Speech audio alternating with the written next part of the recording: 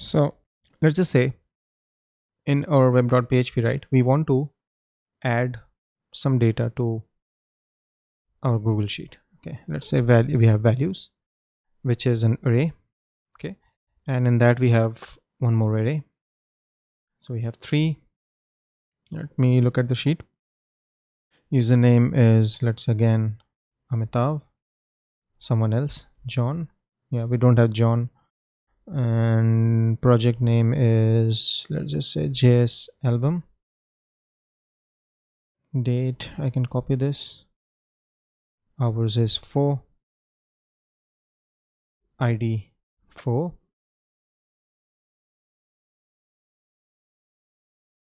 Robert.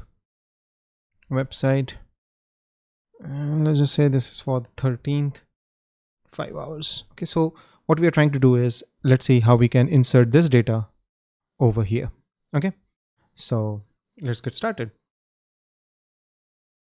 I'll come over here in my service file. Why don't we get rid of this, maybe this. I don't need the NV data studio file. Sheets.php is the client, right? I don't need that. Okay, so things are clean. I create a function which is save data to sheet.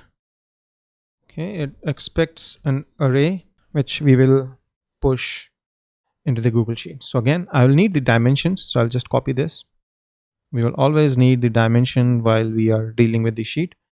And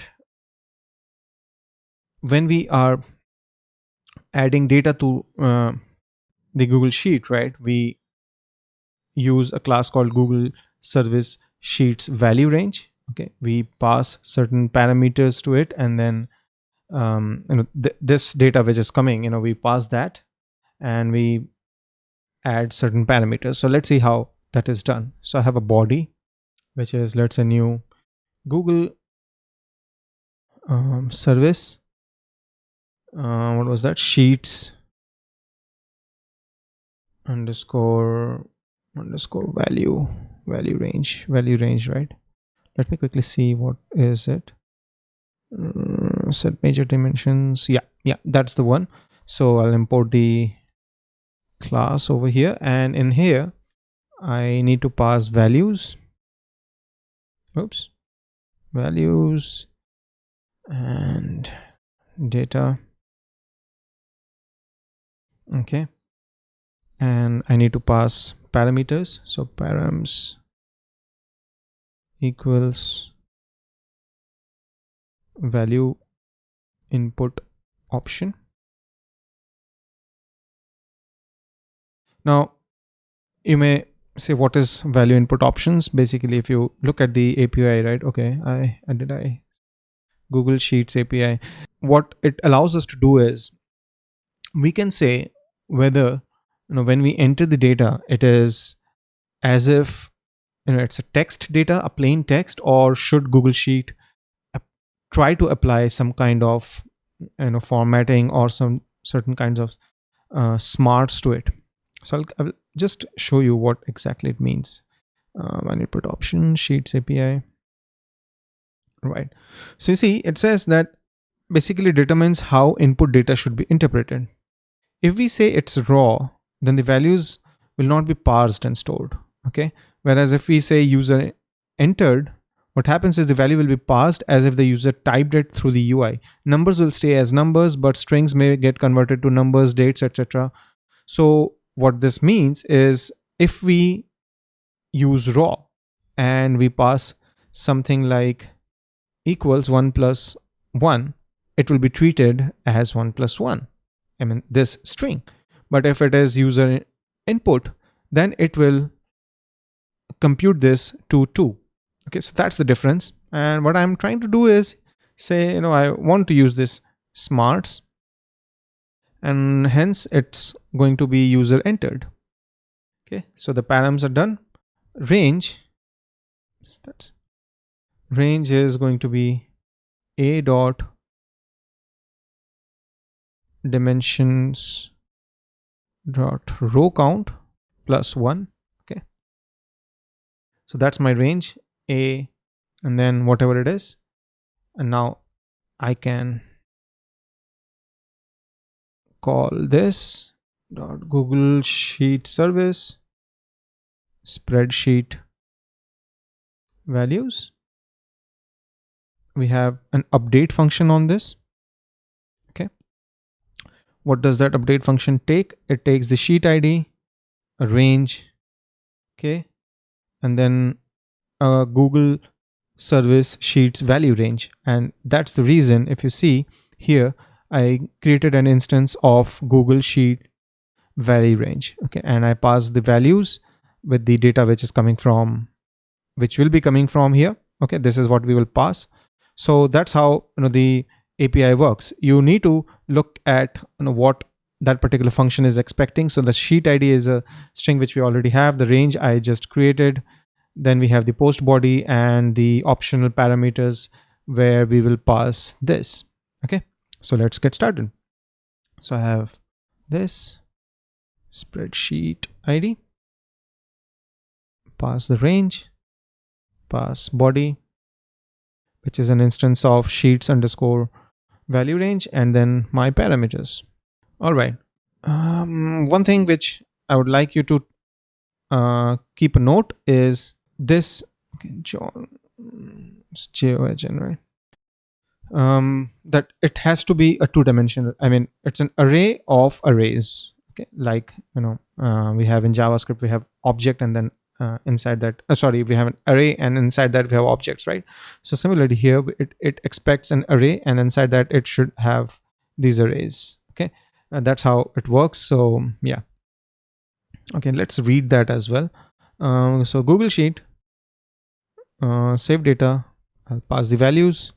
So it comes over here as an array. We get the dimensions, we get the body, we set the parameters, the range, we pass it here. It does a return. Okay. It returns, but we are not waiting for it. And over here, we are doing a okay, so why don't we do one thing? Saved data.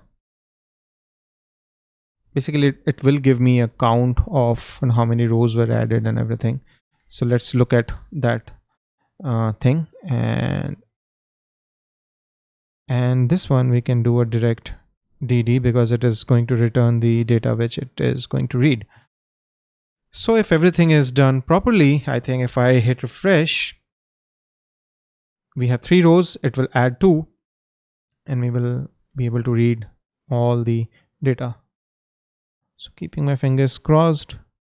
Okay, I have the first die dump which says it updated 2 rows, which is correct. Okay, and then it gave me the 5 new entries. I mean, all the 5 entries with the 2 which we just added. All right, so we are in business. I think our service is ready to read the data as well as write data to it. We have done so much. Why don't we look at the sheet as well? So yes, we have 1, 2, 3, 4, and this is what we had added manually. This is what we have added through the API, and we are able to communicate. So yeah. So next thing is, let's just say this is this is the database which has the running entries, right? And as I told you, so let's just assume this is the database, and we don't want our data studio to connect directly to the RDS or some database because we don't want that thing. So what we are going to do is, on every cron run, let's say it is going to run every minute, it will pick up any new entry which is there in the database, and it will push it to the Google Sheet.